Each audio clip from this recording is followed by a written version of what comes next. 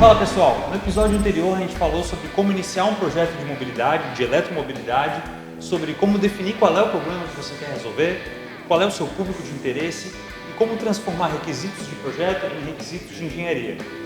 Hoje a gente vai tratar de concorrência. Dá uma olhada no mercado, o que os concorrentes estão trazendo, quais são os possíveis concorrentes, e a gente vai ensinar uma técnica que a gente costuma usar para posicionar o seu produto de uma maneira mais competitiva e mais inovadora no meio dos concorrentes e se diferenciar deles. Considerando o que a gente definiu para o nosso produto, as linhas gerais dele, agora é a hora de a gente dar uma olhada no mercado, ver o que se oferece parecido com a proposta que a gente está fazendo. Então a gente basicamente, a técnica que a gente usa, a gente vai na internet mesmo, ou pesquisa outras formas de pesquisa, e pesquisa quais que são os possíveis concorrentes do produto que a gente pretende lançar. A gente lista algumas características desses concorrentes que são relevantes ou que eles apresentam como um diferencial. Essas características a gente costuma colocar numa ferramenta chamada curva de valor.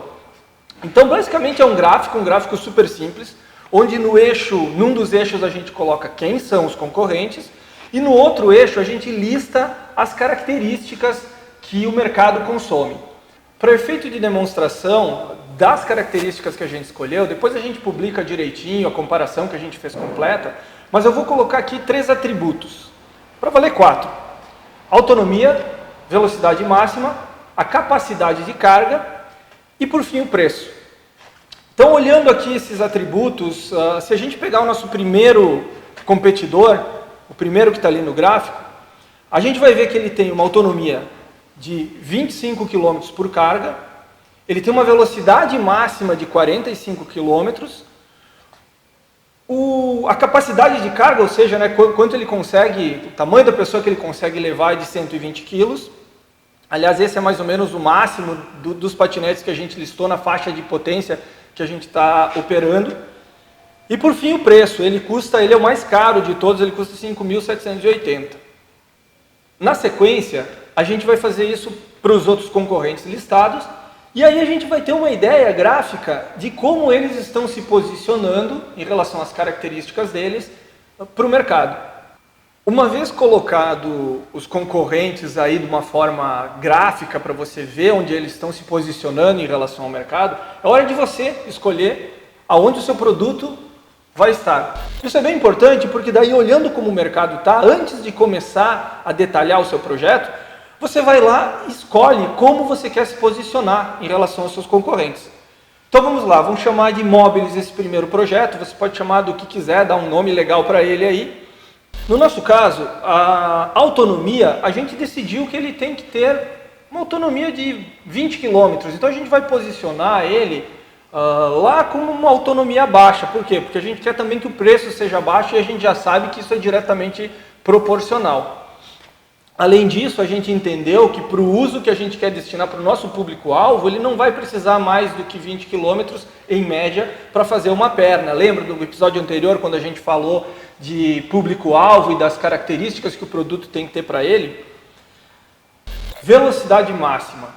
A gente já sabe que tem alguns limites, como esse é um produto para última milha, para você se deslocar, não é um produto para lazer ou para performance, a gente vai ficar entre 25 e 35 km por hora, isso vai depender da relação que a gente escolher.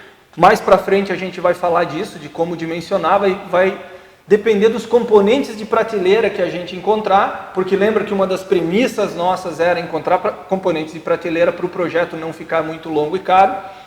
Então a gente vai ficar ali entre 25 e 35 km, que é o máximo que o camarada precisa para andar numa ciclovia.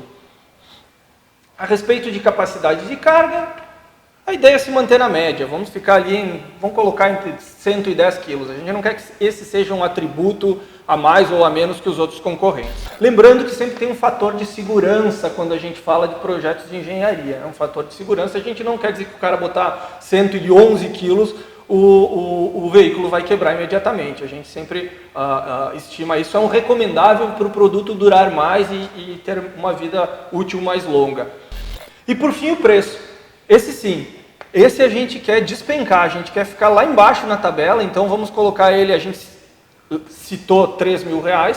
Lembre-se, não quer dizer que a gente vai conseguir atingir isso, isso é uma meta de projeto, então tudo que a gente for fazendo vai ser para chegar nesse custo-alvo, mas a ideia é que ele seja bem acessível em relação aos concorrentes.